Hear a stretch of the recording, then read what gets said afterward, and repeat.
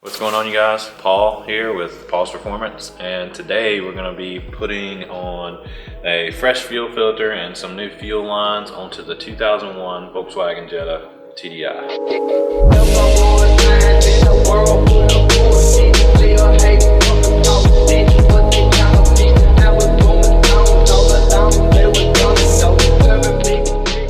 Alright guys, so now we are under the hood. So basically what we're going to be replacing today is I'm going to show you guys how to change out the fuel filter, which is a common maintenance part. But we're also going to go a little bit further and we're going to change out the two return and feed lines that come from the filter to the injection pump. We're going to change out the return lines that are on the injectors, and we're also going to change out our T-fitting that goes into the top of the filter housing. All of this stuff you don't have to change on a normal filter change, but for this car a lot of the fuel lines look like they've been there a while. They're starting to dry rot, so we're just going to go ahead and replace them all during this maintenance time. So let's get started. So first we're going to start with the fuel filter. So we're going to take these 4 clamps and take a set of pliers and remove these 4 hoses off of the filter itself. And we're also going to take this clip off of the T-fitting and we're going to pull that out and get these out of the way so that we can work on getting the filter out of the bracket. We got all 4 hoses off, and as you can see we have just our filter.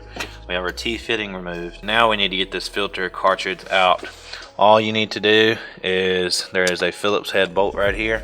You're going to want to loosen that up, and it's going to pull up on these brackets and loosen up on the cartridge, and then it should pull right up. And once you get that one Phillips head bolt, you should be able to wiggle it and then pull it straight up out of the bracket. And as you look, it just tightens up around this cylinder to hold it in there tight.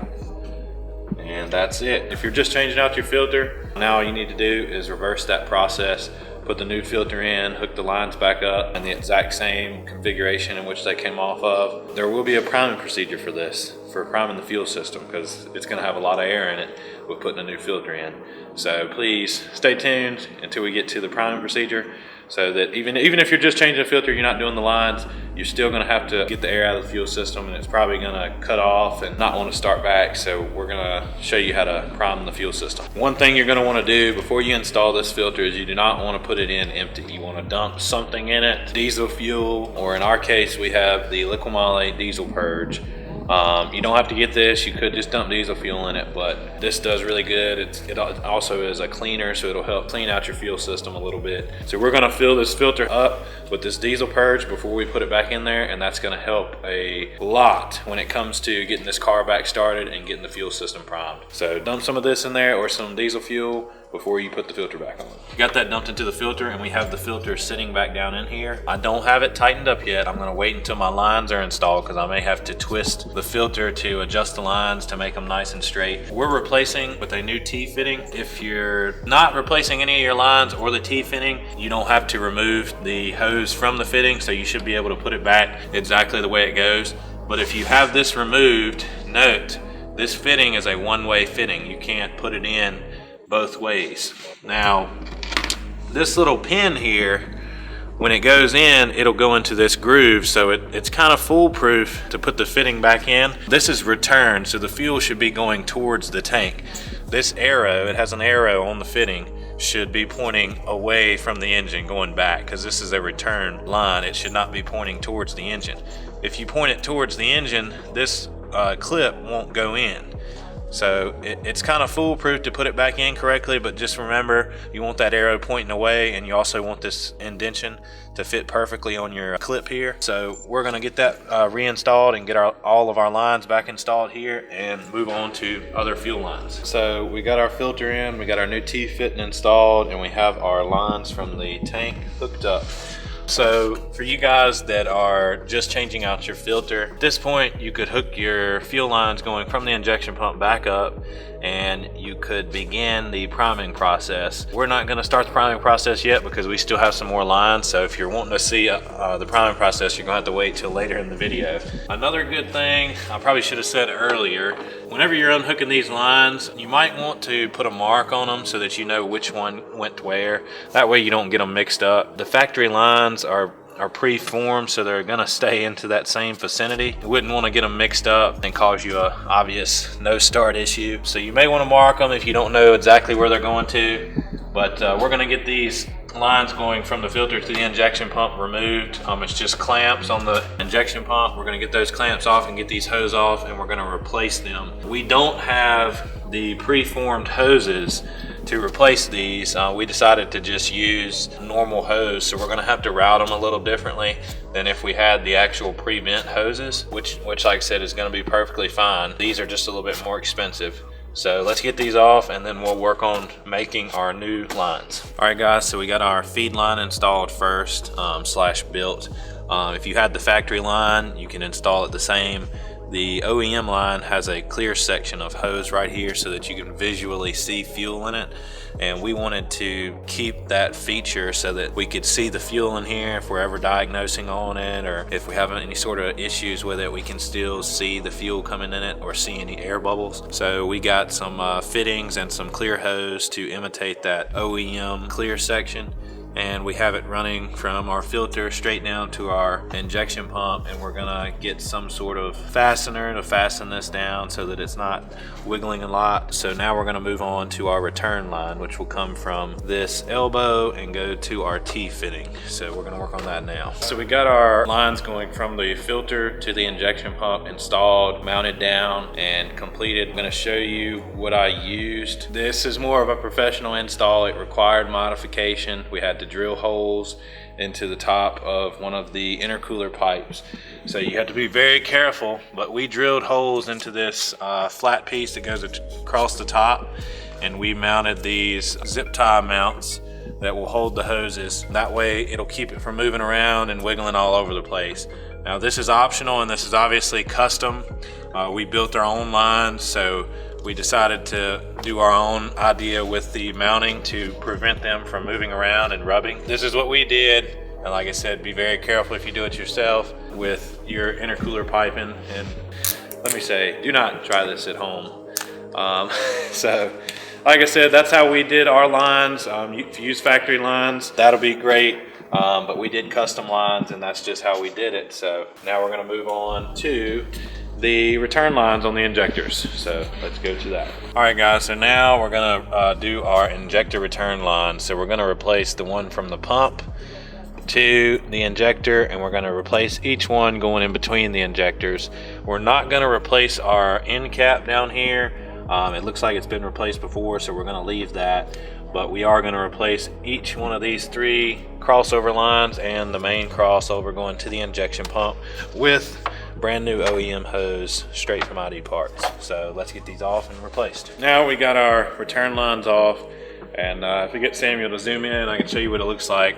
We got our little nipples all off, and the hose here to here, they're all off.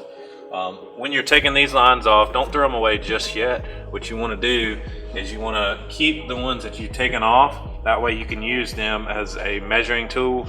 So with your new hose, it's most likely going to come in a long roll. So just take each line, measure it with that, cut it to the same length. That way it'll go back on the exact way it come off. So we got all our lines cut. Now we're gonna get them back installed on the car. All right guys, so we got all of our fuel lines installed. We got our fuel filter back installed, and we're just about ready to start the car. But if you jump inside the car right after doing that and you turn it over, granted, the car may start, but it's most likely going to shut off because of the amount of air in the system and likely to lose prime. So we're going to try and do our best to prevent that. We've already filled up our filter, which is the first step of trying to prevent the car from losing prime. And then now we're gonna prime the injection pump. So if you come down here, you can look at the injection pump, and as you see, I have my return line disconnected from our return line assembly right here on the injection pump. So what I'm gonna do is I have me a vacuum pump, just a simple hand vacuum pump, and I have a canister in between, because what I'm gonna do is I'm gonna hook this up to our return line on the injection pump side, and I'm gonna hand vacuum and pull fuel. And see, as you can see, it's pulling fuel, and it's gonna pull it into this little canister. You don't want it to pull into your vacuum pump, obviously.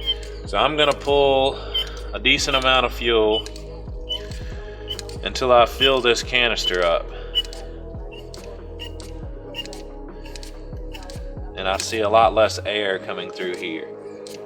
And that's just gonna make sure that we have a good amount of diesel fuel in the pump so that it primes itself and hopefully pulls, starts pulling fuel instantly, and we don't get a shut off condition and we have to come back out here and do this again. So we want to start on the first try and hopefully it not shut off. So once we get this canister completely full,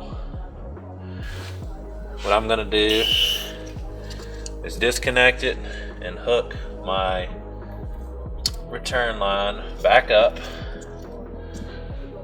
And now we're gonna go inside the car and we're going to attempt to get it started and running and hope that it will not shut off on us. So let's see what we got. All right guys, so we're now inside the car. We got our injection pump primed and we got some fuel in it. We got our fuel filter full of diesel purge. So we have all of the correct steps to prevent any sort of dry injection pump or damage or possibly shut off as soon as we start it up. Now granted, it's probably still gonna have it's still got air in it, so it might still run rough, but we're hoping that we've gotten it good enough to where it'll stay running and maybe run rough a couple seconds and then smooth out instantly. So we're gonna try and start it and see what happens.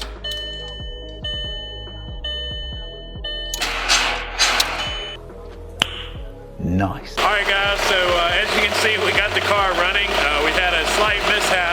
The battery had actually depleted and it would not start. It just had a click, so we had to get our jump box installed. But if you'll believe me, the car actually started right up after about 2 revolutions. It skipped about 3 times and started running perfectly and has not shut off.